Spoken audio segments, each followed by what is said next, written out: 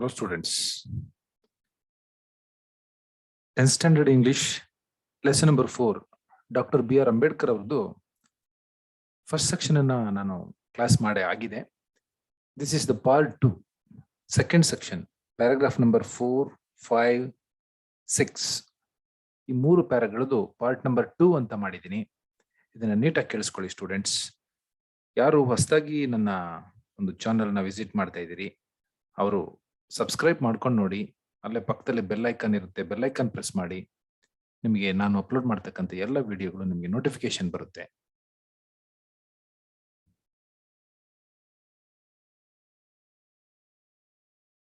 Students, paragraph number 4. Soon, the Constituent Assembly of India afforded Dr. Ambedkar the opportunity to give the most notable and permanent shape to his social philosophy and to his undying faith in the dignity of human beings.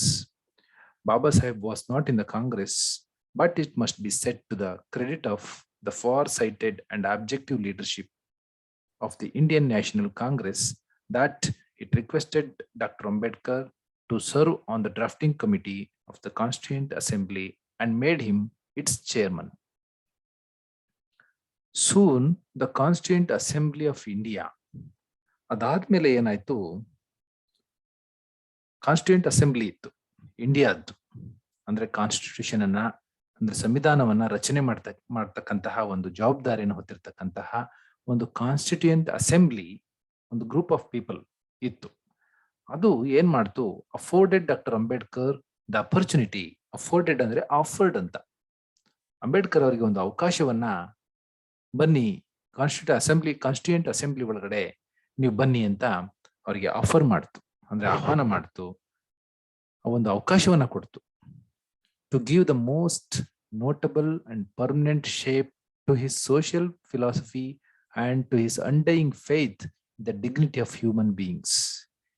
ಏನಕ್ಕಾಗಿ ಅಂಬೇಡ್ಕರ್ ಅವರಿಗೆ ಈ constituent ಅಸೆಂಬ್ಲಿಗೆ offer ಮಾಡ್ತು ಅಂತ ಅಂದ್ರೆ, ಅಂಬೇಡ್ಕರ್ಲಿದ್ದಂತಹ ಒಂದು social philosophy, ಸಾಮಾಜಿಕ ಒಂದು ತತ್ವ, ಒಂದು ಸಾಮಾಜಿಕ ಕಳಕಳಿ ಏನಿತ್ತು ಅಂಬೇಡ್ಕರ್ ಅವರಿಗೆ, ಆ ಒಂದು ಅಂಶ ಅಂಬೇಡ್ಕರ್ ಅವರನ್ನ ಕಾನ್ಸ್ಟಿಟ್ಯೂಂಟ್ ಅಸೆಂಬ್ಲಿಗೆ ಆಹ್ವಾನ ಮಾಡೋ ಹಾಗೆ ಮಾಡ್ತು. And to his undying faith in the dignity of human beings. ಅವರ undying faith ಇತ್ತು. ಫೇತ್ ಅಂದ್ರೆ ನಂಬಿಕೆ. ಯಾವಾಗ್ಲೂ ಅವರ ಹೃದಯದಲ್ಲಿ ಒಂದು ನಂಬಿಕೆ ಇತ್ತು. ಯಾವುದ್ರಲ್ಲಿ ನಂಬಿಕೆ ಅಂದ್ರೆ ಡಿಗ್ನಿಟಿ ಆಫ್ ಹ್ಯೂಮನ್ ಬೀಯಿಂಗ್ಸ್, ಮನುಷ್ಯರ ಬಗ್ಗೆ, ಮನುಷ್ಯರ ಏಳಿಗೆ ಬಗ್ಗೆ, ಮನುಷ್ಯರ ಗೌರವದ ಬಗ್ಗೆ ಅವರಿಗೆ ಒಂದು ಡಿಗ್ನಿಟಿ ಇತ್ತು, ಒಂದು ಫೇತ್ ಇತ್ತು. ಮನುಷ್ಯನ ಒಂದು ಏಳಿಗೆಗಾಗಿ ಶ್ರಮ ಪಡ್ತಕ್ಕಂಥ ಒಂದು ಆಸಕ್ತಿ ಇತ್ತಲ್ಲ ಅಂಬೇಡ್ಕರ್ ಅವರಿಗೆ. ಆ ಎರಡು ಪಾಯಿಂಟ್ಗಳಿಗಾಗಿ ಅಂಬೇಡ್ಕರ್ ಅವರಿಗೆ ಕಾನ್ಸ್ಟಿಟ್ಯೂಂಟ್ ಅಸೆಂಬ್ಲಿನಲ್ಲಿ ಒಂದು ಅವಕಾಶ ಸಿಗೋ ಹಾಗೆ ಮಾಡ್ತು. Baba Saheb was not in the Congress. Baba Saheb Congress committee ಒಳಗೆ ಇರಲಿಲ್ಲ, ಕಾಂಗ್ರೆಸ್ ಪಕ್ಷದಲ್ಲಿ ಇರಲಿಲ್ಲ.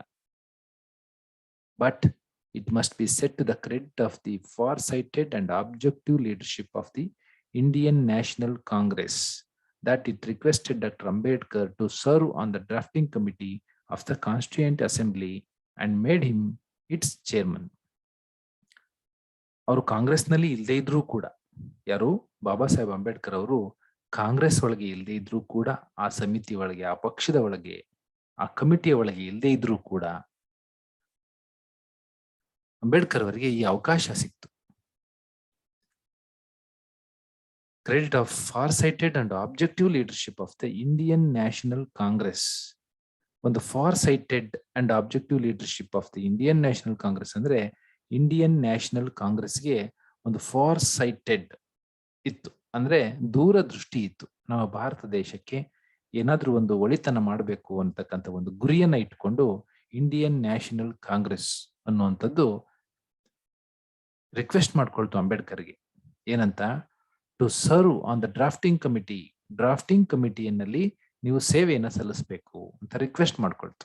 ಡ್ರಾಫ್ಟಿಂಗ್ ಕಮಿಟಿ ಅಂದ್ರೆ ಕಾನ್ಸ್ಟಿಟ್ಯೂಷನ್ ನ ರಚನಾ ಸಮಿತಿ ಇತ್ತಲ್ಲ, ಸಂವಿಧಾನ ರಚನಾ ಸಮಿತಿ ಅಂದ್ರೆ ಕರಡು ರಚನಾ ಸಮಿತಿ. ಒಂದು ಡ್ರಾಫ್ಟ್ ಆಗಿ, ಒಂದು ರಫ್ ಆಗಿ ತಯಾರು ಮಾಡ್ಕೊಳ್ತಕ್ಕಂಥ ಒಂದು ಡ್ರಾಫ್ಟಿಂಗ್ ಕಮಿಟಿ. ಆ ಕಮಿಟಿಗೆ ನೀವು ಚೇರ್ಮನ್ ಆಗ್ಬೇಕು ಅಂತ ಹೇಳಿ ಅವ್ರನ್ನ ರಿಕ್ವೆಸ್ಟ್ ಮಾಡ್ಕೊಳ್ತು. ಏನು, ಇಂಡಿಯನ್ ನ್ಯಾಷನಲ್ ಕಾಂಗ್ರೆಸ್ ಅಂತಕ್ಕಂಥದ್ದು ಅಂಬೇಡ್ಕರ್ ಅನ್ನ ರಿಕ್ವೆಸ್ಟ್ ಮಾಡ್ಕೊಳ್ತು, ನೀವು drafting committee of the constituent ಅಸೆಂಬ್ಲಿಗೆ ಚೇರ್ಮನ್ ಆಗ್ಬೇಕು ಅಂತ.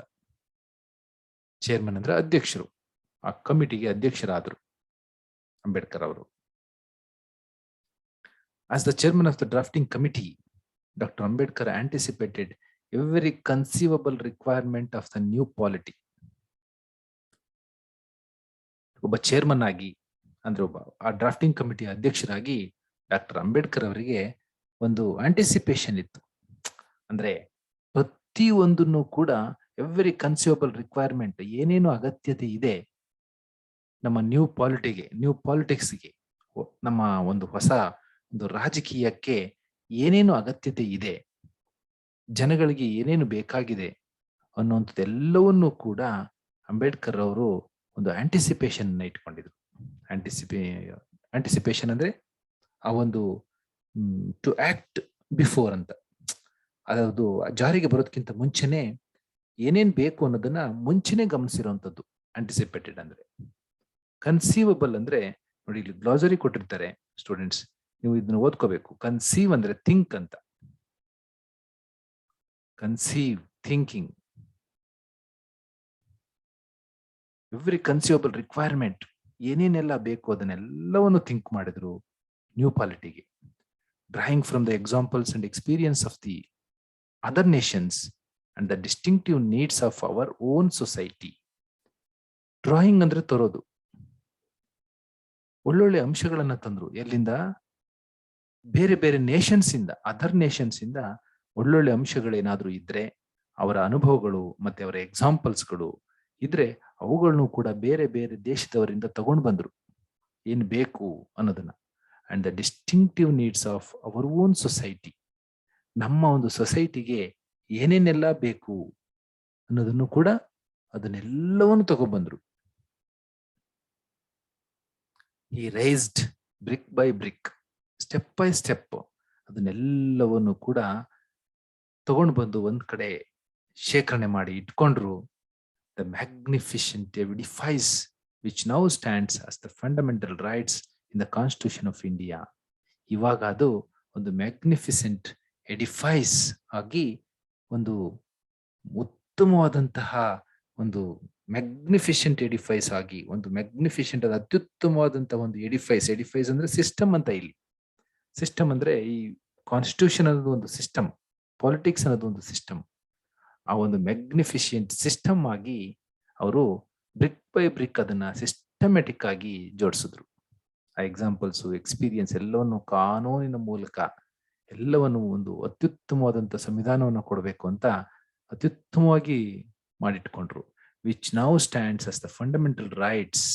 ಈಗ ಅದು ಅವರು ಮಾಡಿಕೊಟ್ಟಂತಹ ಒಂದು ಸ್ಟೆಪ್ ಬೈ ಸ್ಟೆಪ್ ಒಂದು ಮ್ಯಾಗ್ನಿಫಿಷೆಂಟ್ ಸಿಸ್ಟಮ್ ಈಗ ಅದು ಫಂಡಮೆಂಟಲ್ ರೈಟ್ಸ್ ಆಗಿದೆ, ಮೂಲಭೂತ ಹಕ್ಕುಗಳಾಗಿ ನಮ್ಮ ಸಂವಿಧಾನದಲ್ಲಿ ಸೇರ್ಕೊಂಡಿದೆ.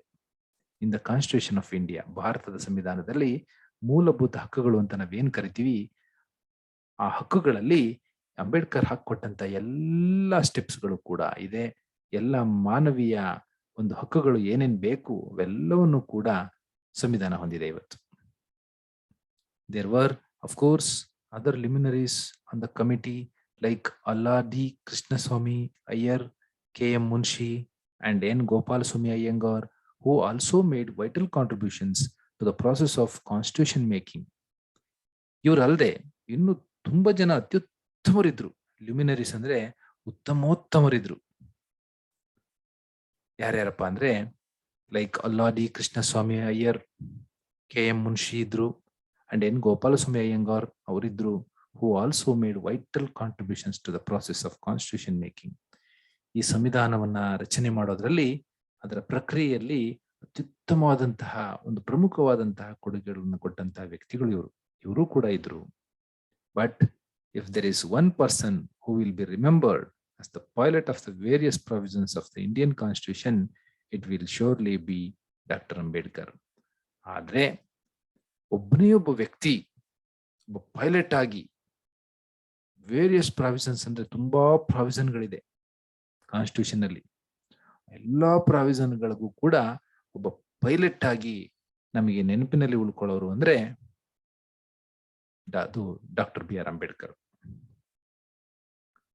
It developed on doctor Ambedkar to explain to the assembly with a combination of tact and frankness and utmost patience the meaning and scope of different provisions of the draft constitution. It devolved on Ambedkar to explain with a combination of tact and frankness and utmost patience. ಅದನ್ನ ಅಸೆಂಬ್ಲಿಗೆ ಅವರು present ಮಾಡುವಾಗ ಅಂಬೇಡ್ಕರ್ ಅವರಿಗೆ ಒಂದು ಫ್ರಾಂಕ್ನೆಸ್ ಇತ್ತು, ಆ ಒಂದು ನಿಷ್ಕಶ್ಮಲವಾದಂತಹ ಹೃದಯ ಇತ್ತು, ಫ್ರಾಂಕ್ನೆಸ್, ಯಾವುದನ್ನು ಮುಚ್ಚಿಡ್ಲಿಲ್ಲ. ಅಂಡ್ ಅಟ್ಮೋಸ್ಟ್ ಪೇಷನ್ಸ್, ತುಂಬಾ ಒಂದು ತಾಳ್ಮೆ ಇತ್ತು, ಒಂದು ಟ್ಯಾಕ್ಟ್ ಇತ್ತು. ಟ್ಯಾಕ್ಟ್ ಅಂದ್ರೆ ಆ ಒಂದು ಅಸೆಂಬ್ಲಿ ಒಳಗೆ ಹೇಳ್ತಕ್ಕಂಥ ಒಂದು ತಂತ್ರಗಾರಿಕೆ ಅದಿತ್ತು. ಏನನ್ನ ಹೇಳಿದ್ರು? ಡ್ರಾಫ್ಟ್ ಕಾನ್ಸ್ಟಿಟ್ಯೂಷನ್ ಬಗ್ಗೆ, ಅದರ ಅರ್ಥ ಮತ್ತು ಅದರ ಸ್ಕೋಪ್, ಮೀನಿಂಗ್ ಅಂಡ್ ಸ್ಕೋಪ್, ಅದರ ಅರ್ಥ ಮತ್ತು ವ್ಯಾಪ್ತಿಯನ್ನ, ಆ ಡಿಫ್ರೆಂಟ್ ಪ್ರಾವಿಷನ್ಗಳ ಅರ್ಥ ಮತ್ತು ವ್ಯಾಪ್ತಿಯನ್ನ ಅವರು ಅಸೆಂಬ್ಲಿನಲ್ಲಿ ಮಂಡಿಸ್ತಾರೆ. He had the rare gift of unraveling the most complicated legal concepts in a language which the layman understood. ಅವರಿಗೆ ಒಂದು ಉತ್ತಮವಾದಂತ ಒಂದು ಗಿಫ್ಟ್ ಇತ್ತು, ಒಂದು ಕೊಡುಗೆ ಇತ್ತು, ದೇವ್ರು ಕೊಟ್ಟಂತ ಒಂದು ಕೊಡುಗೆ. ಅದು ಯಾವ್ದಪ್ಪ ಅಂದ್ರೆ unravelling the most complicated legal concepts. ಏನು ಕಾನೂನಾತ್ಮಕವಾದಂತಹ ಒಂದು ಕಾಂಪ್ಲಿಕೇಟೆಡ್ ಕಾನ್ಸೆಪ್ಟ್ಗಳಿದಾವೆ ಅವೆಲ್ಲವನ್ನೂ ಕೂಡ ಅನ್ರಾವೆಲಿಂಗ್ ಮಾಡಿದ್ರು. ಅನ್ರಾವೆಲಿಂಗ್ ಅಂದ್ರೆ ಟು ಕ್ಲಿಯರ್ ಅಂತ, ಕ್ಲಿಯರ್ ಮಾಡೋ ರೀತಿನಲ್ಲಿ, ಒಬ್ಬ ಸಾಮಾನ್ಯ ಮನುಷ್ಯನೂ ಕೂಡ ಅರ್ಥ ಮಾಡ್ಕೊಳ್ಳುವಂತ ರೀತಿನಲ್ಲಿ ಅವರು ಕ್ಲಿಯರ್ ಮಾಡಿ ಕೊಟ್ಟಿದ್ರು ಆ ಲೀಗಲ್ ಕಾನ್ಸೆಪ್ಟ್ಗಳನ್ನ. Doctor Ambedkar, aided by the infatigable constitutional advisor B.N. Rao, performed this task matchlessly. ಇವ್ರಿಗೆ B.N. ರಾವ್ ಅಂತಕ್ಕಂತಹ ಒಬ್ಬ ವ್ಯಕ್ತಿ ಕಾನ್ಸ್ಟಿಟ್ಯೂಷನಲ್ ಅಡ್ವೈಸರ್, ಅವರು ಸಲಹೆಗಾರರು, ಸಂವಿಧಾನ ಸಲಹೆಗಾರರಾಗಿ ಇವರಿಗೆ ತುಂಬಾ ಹೆಲ್ಪ್ ಮಾಡಿದ್ರು ಅಂಬೇಡ್ಕರ್ ಅವರಿಗೆ. ಅವರ ಹೆಲ್ಪ್ ಅನ್ನ ಪಡ್ಕೊಂಡು ಈ ಒಂದು ಕೆಲಸವನ್ನ ತುಂಬಾ ಅಚ್ಚುಕಟ್ಟಾಗಿ, ಮ್ಯಾಚ್ಲೆಸ್ ಆಗಿ, ಅಂದ್ರೆ ಇದರ ಸರಿಸಮ ಪ್ರಪಂಚದಲ್ಲಿ ಯಾವುದೂ ಇಲ್ಲ, ಆ ರೀತಿಯಾಗಿ ಈ ಕೊಟ್ಟಂತ ಒಂದು ಟಾಸ್ಕ್ ಅನ್ನ ಪರ್ಫಾರ್ಮ್ ಮಾಡಿ ತೋರಿಸಿದ್ರು ಅಂಬೇಡ್ಕರ್ ಅವರು. Paragraph number 6. Dr. Ambedkar had a clear perception of the mutuality of the three pillars of the state, the legislature, the executive and the judiciary. Ambedkar ಅವರಿಗೆ ಒಂದು ಕ್ಲಿಯರ್ ಪರ್ಸೆಪ್ಷನ್ ಇತ್ತು. ಪರ್ಸೆಪ್ಷನ್ ಅಂದ್ರೆ ಅಂಡರ್ಸ್ಟ್ಯಾಂಡಿಂಗ್, ಅಂಡರ್ಸ್ಟುಡ್ ಮಾಡ್ಕೊಂಡಿದ್ರು. ಏನನ್ನ ಅಂದ್ರೆ ಈ 3 ಪಿಲ್ಲರ್ಸ್ಗಳಿದಾವಲ್ಲ, ಯಾವುದು? ಲೆಜಿಸ್ಲೇಚರ್ ಅಂದ್ರೆ ಶಾಸಕಾಂಗ, ಎಕ್ಸಿಕ್ಯೂಟಿವ್ ಅಂದ್ರೆ ಕಾರ್ಯಾಂಗ, ಅಂಡ್ ದ ಜುಡಿಷಿಯರಿ ಅಂದ್ರೆ ನ್ಯಾಯಾಂಗ. ಈ 3 ಅಂಗಗಳಿದಾವಲ್ಲ, ಆರ್ಗನ್ಸ್, ಈ 3 ಅಂಗಗಳ ಬಗ್ಗೆ ಒಂದು ಮ್ಯೂಚುಯಾಲಿಟಿಯನ್ನ ಅವರು ಚೆನ್ನಾಗಿ ಅರ್ಥ ಮಾಡ್ಕೊಂಡಿದ್ರು. ಚೆನ್ನಾಗಿ ಅರ್ಥ ಮಾಡ್ಕೊಂಡು ಈ 3 ಜನಕ್ಕೂ ಕೂಡ, ಅಂದ್ರೆ ಲೆಜಿಸ್ಲೇಚರ್, ಎಕ್ಸಿಕ್ಯೂಟಿವ್ ಅಂಡ್ ಜುಡಿಷಿಯರಿ, 3 ಅಂಗಗಳಿಗೂ ಕೂಡ ಒಂದು ಮ್ಯೂಚುಯಾಲಿಟಿ ಇರೋ ತರ ಅವರು ಸಂವಿಧಾನವನ್ನ ರಚನೆ ಮಾಡಿಕೊಟ್ರು. He realized that the jurisdiction of each should be clear and untrammeled.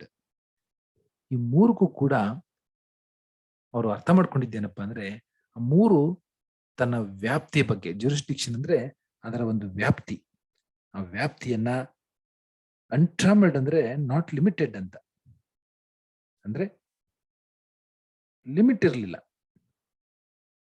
ಅನ್ಟ್ರಾಮಲ್ಡ್ ಅಂದ್ರೆ ನಾಟ್ ಲಿಮಿಟೆಡ್, ಅಲ್ಲಿ ಕ್ಲಿಯರ್ ಆಗಿರ್ಬೇಕು, ಮತ್ತೆ ನಾಟ್ ಲಿಮಿಟೆಡ್ ಆಗಿರ್ಬೇಕು, ಮತ್ತೆ ರಿಸ್ಟ್ರಿಕ್ಟೆಡ್ ಆಗಿರ್ಬೇಕು.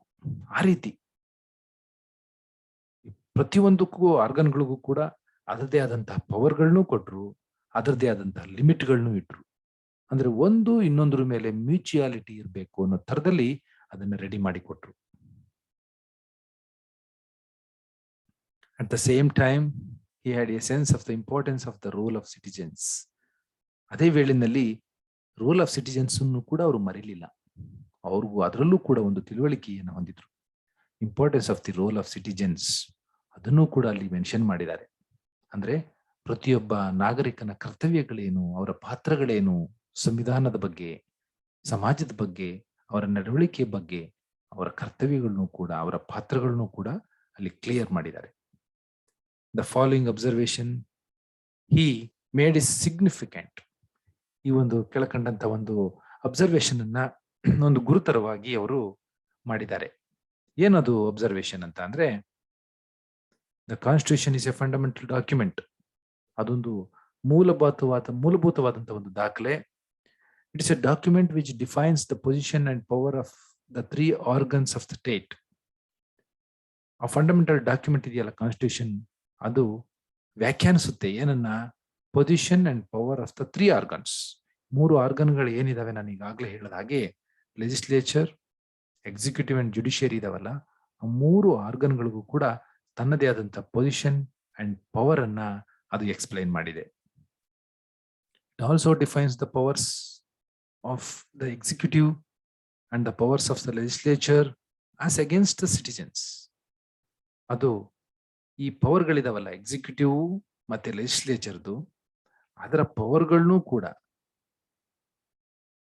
ಅದು ಡಿಫೈನ್ ಮಾಡಿದೆ, ವ್ಯಾಖ್ಯಾನಿಸಿದೆ. ಅಗೇನ್ಸ್ಟ್ ದ ಸಿಟಿಜನ್ಸ್ ಅಂದ್ರೆ ನಮ್ಮ ಜನಗಳಿಗಾಗಿ, ಜನಗಳ ವಿರುದ್ಧವಾಗಿ ಏನೇನನ್ನ ಕೆಲಸ ಕಾರ್ಯಗಳನ್ನ, ಅಂದ್ರೆ ಅದರ ಕಾನೂನಿನ ಒಂದು ಹಿಡಿತವನ್ನ ಸಾಧಿಸ್ಲಿಕ್ಕಾಗಿ, ಜನಗಳನ್ನ ಒಂದು ಕಂಟ್ರೋಲಿಂಗ್ ಇಟ್ಕೊಳ್ಳೋಕ್ಕೋಸ್ಕರ ಏನೇನು ಎಕ್ಸಿಕ್ಯೂಟಿವ್ ಕಾರ್ಯಗಳಿದೆ, ಏನೇನು ಲೆಜಿಸ್ಲೇಚರ್ ಕಾರ್ಯಗಳಿದೆ, ಅದನ್ನು ಕೂಡ ಅದು ಡಿಫೈನ್ ಮಾಡಿದೆ.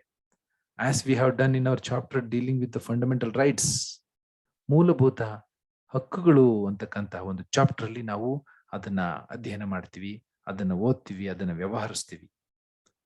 ಫಂಡಮೆಂಟಲ್ ರೈಟ್ಸ್ ಅಂದ್ರೆ ಪ್ರತಿಯೊಬ್ಬ ನಾಗರಿಕನಿಗೂ ಸಿಗ್ಬೇಕಾದಂತ ಮೂಲಭೂತ ಹಕ್ಕುಗಳು. ಆ ಹಕ್ಕನ್ನ ಇನ್ನೊಬ್ಬನು ಕಿತ್ಕೊಳ್ಳೋ ಹಾಗಿಲ್ಲ, ಅದು ಅಗೇನ್ಸ್ಟ್ ಆಗುತ್ತೆ. ಆ ಹಕ್ಕನ್ನು ಅನುಭವಿಸೋದು ಫಾರ್ ಆಗುತ್ತೆ. ಅವೆಲ್ಲವನ್ನು ಕೂಡ ಕ್ಲಿಯರ್ ಕಟ್ ಆಗಿ ಅಂಬೇಡ್ಕರ್ ಅವರು ತಿಳಿಸ್ಕೊಟ್ಟಿದ್ದಾರೆ. In fact, the purpose of constitution is not merely to create the organs of the state. ನಿಜ ಹೇಳ್ಬೇಕು ಅಂದ್ರೆ ಕಾನ್ಸ್ಟಿಟ್ಯೂಷನ್ ಇದೆಯಲ್ಲ, ಇದು ಬರೀ ಆರ್ಗನ್ಗಳನ್ನ ಕ್ರಿಯೇಟ್ ಮಾಡಿಬಿಡೋದು ಅಷ್ಟೇ ಅದರ ಉದ್ದೇಶ ಅಲ್ಲ. ಆದ್ರೆ ಟು ಲಿಮಿಟ್ ದರ್ ಅಥಾರಿಟಿ, ಅವುಗಳ ಒಂದು ಅಧಿಕಾರ ವ್ಯಾಪ್ತಿ ಇದೆಯಲ್ಲ, ಅದನ್ನು ಕೂಡ ಲಿಮಿಟ್ ಮಾಡೋದು ಕೂಡ ಮಾಡಿದೆ constitution. Because if no limitation was imposed upon the authority of the organs, ಯಾಕಂದ್ರೆ ಆ ಲಿಮಿಟೇಷನ್ ಅನ್ನ ಹೇರ್ಲಿಲ್ಲ ಅಂದ್ರೆ, ಈ 3 ಆರ್ಗನ್ಗಳಿದಾವಲ್ಲ, ಲೆಜಿಸ್ಲೇಚರ್, ಎಕ್ಸಿಕ್ಯೂಟಿವ್ ಅಂಡ್ ಜುಡಿಷಿಯರಿ, ಈ 3 ಆರ್ಗನ್ಗಳಿಗೂ ಕೂಡ ಅದರದೇ ಆದಂತ ಒಂದು ಲಿಮಿಟೇಷನ್ ಕೂಡ ಹೇರಿದೆ. ಏನ್ ಲಿಮಿಟೇಷನ್ ಹೇರಿದೆ ಅಂದ್ರೆ, there will be complete tyranny and complete oppression. ಆ ಲಿಮಿಟೇಷನ್ ಗಳನ್ನ ಮೀರು ಹಾಗಿಲ್ಲ ಅದು. ಆ 3 ಆರ್ಗನ್ಗಳು ಕೂಡ ತನ್ನ ವ್ಯಾಪ್ತಿಯನ್ನ ಮೀರಿ ಕೆಲಸ ಮಾಡೋ ಹಾಗಿಲ್ಲ. ತನ್ನ ವ್ಯಾಪ್ತಿ ಎಷ್ಟಿದೆಯೋ ಅಷ್ಟರಲ್ಲಿ ಮಾತ್ರ ಕೆಲಸ ಮಾಡಬೇಕು. ಈ ರೀತಿ ಲಿಮಿಟೇಷನ್ ಅನ್ನ ಹೇರ್ಲಿಲ್ಲ ಅಂದಿದ್ರೆ ಆವಾಗ ಏನಾಗ್ತಿತ್ತು, there will be complete tyranny and complete oppression ಆಗ್ತಿತ್ತು. ಕಂಪ್ಲೀಟ್ ಟೈರನಿ ಅಂದ್ರೆ ಹಿಂಸೆ, ಅದೊಂದು ರೀತಿ ಹಿಂಸಾತ್ಮಕವಾಗ್ತಿತ್ತು. ಜೊತೆಗೆ ಒಂದು ದಬ್ಬಾಳಿಕೆ ಆಗ್ತಿತ್ತು. ಆರ್ಗನ್ಗಳಿಗೆ ಫುಲ್ ಪವರ್ನ ಕೊಟ್ಬಿಟ್ರೆ ಒಂದು ರೀತಿ ದಬ್ಬಾಳಿಕೆ, ಒಂದು ರೀತಿ ಹಿಂಸೆ, ಆ ರೀತಿ ಆಗುತ್ತೆ ದೇಶದಲ್ಲಿ. ಹಾಗಾಗಿ ಅವುಗಳಿಗೆ ಫುಲ್ ಪವರ್ನ ಕೊಡ್ಲಿಲ್ಲ. ಅವರ ಲಿಮಿಟ್ ಎಷ್ಟಿದೆ ಅಷ್ಟರಲ್ಲೇ ಕೆಲಸ ಮಾಡಬೇಕು. ಲಿಮಿಟ್ ಇಂದ ಆಚೆ ಅವು ಕೆಲಸ ಮಾಡೋ ಹಾಗಿಲ್ಲ. ಆ ರೀತಿಯಾದಂತ ಒಂದು ಲಿಮಿಟ್ ಅನ್ನ ಇಂಪೋಸ್ ಮಾಡಿದೆ, ಹೇರಿದೆ ಅದ್ರ ಮೇಲೆ. ಎಸ್ ಸ್ಟೂಡೆಂಟ್ಸ್, ಇವತ್ತು ಪಾರ್ಟ್ 2 ಮುಗ್ದಿದೆ. ನೆಕ್ಸ್ಟ್ ಪಾರ್ಟ್ 3 ಮಾಡ್ಕೊಡ್ತೀನಿ. ಎಲ್ಲರೂ ಕೂಡ ನೀಟಾಗಿ ಇದನ್ನ ವಿಡಿಯೋನ 1 ಅಲ್ಲ 2 ಅಲ್ಲ 3 ಅಲ್ಲ, ನಿಮ್ಗೆ ಎಷ್ಟು ಸಾರಿ ಬೇಕೋ ಅಷ್ಟು ಸರಿ ನೋಡ್ಕೊಂಡು ಅರ್ಥ ಮಾಡ್ಕೊಳ್ಳಿ.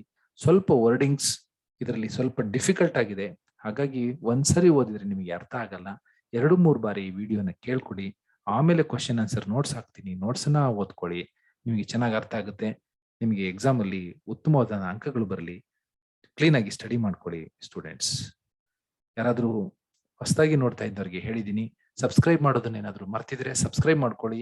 ಅಲ್ಲೇ ಬೆಲ್ ಐಕನ್ ಇರುತ್ತೆ, ಬೆಲ್ ಐಕನ್ ಪ್ರೆಸ್ ಮಾಡಿ. ವಿಡಿಯೋ ನಿಮಗೆ ಲೈಕ್ ಆಗಿದ್ರೆ ಲೈಕ್ ಬಟನ್ ಪ್ರೆಸ್ ಮಾಡಿ. Thank you students.